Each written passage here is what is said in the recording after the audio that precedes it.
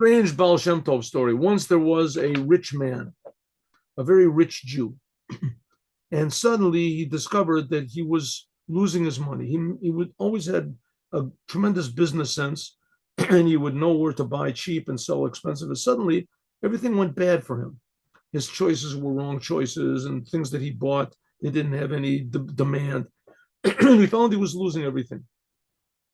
So he went to the Baal Shem Tov and asked the Baal Shem Tov why. There's a story that happened 300 years ago.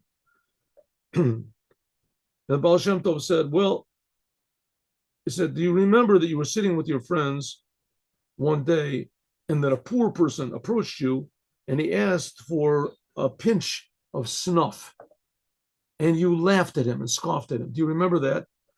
He said, yes, I do, but it wasn't intentional. I was sitting with my friends. We were all talking. There was somebody's a bar mitzvah or whatever, and he was drinking. All my friends were drinking. And I was in the middle of a sentence. I was explaining something.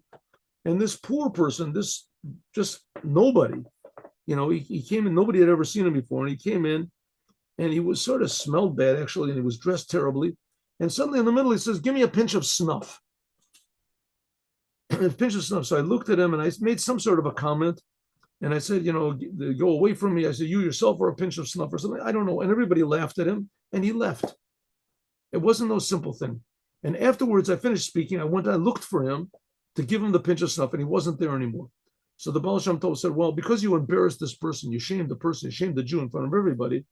So it was decided by God that, instead of a physical punishment or you getting sick, you will lose all your money. So we said, okay, I accept the punishment, but listen, I used to give a lot of charity. I have a family to support. I have other people. Is there any way I can fix this up? So the Baal Shem Tov said, yes.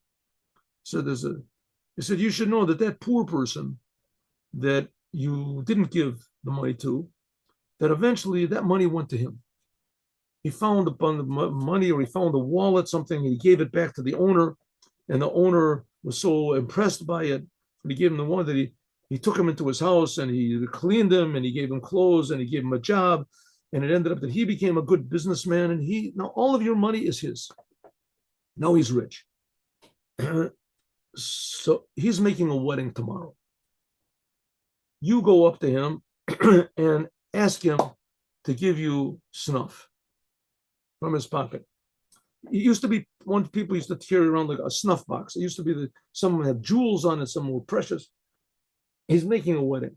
You go up to him and ask him for snuff, and if he gives it to you, if he refuses to give it to you, if he refuses, then all of the money his money will go back to you again.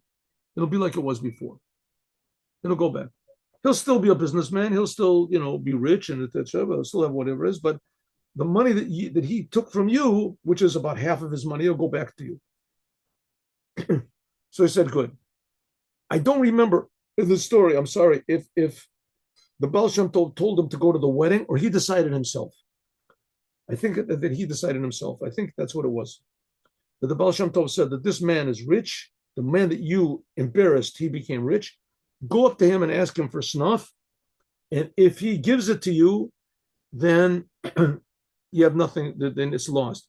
But if he refuses to give it to you, then he'll shame you, and the money he got from you will go back to you. So the man said, okay. So he waited for this guy to have a wedding. I think that's the way the story goes. In any case, he waited for this wedding.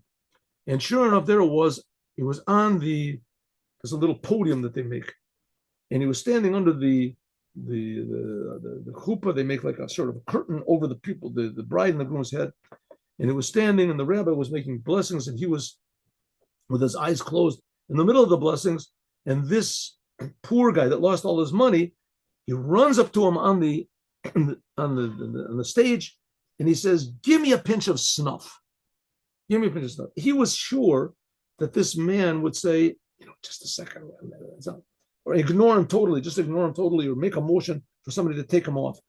And the rich man was standing under the wedding canopy with his son, eyes closed, a very high, intense spiritual moment.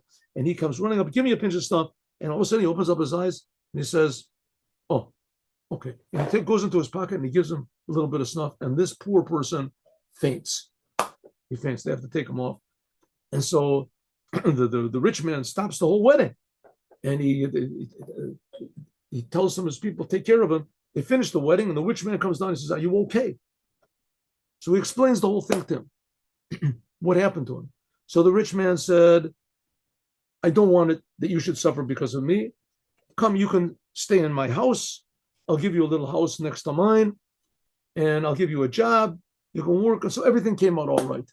But it ends up, the point of the story is, don't be stingy and don't embarrass anyone ever. Have a good day with Mashiach now.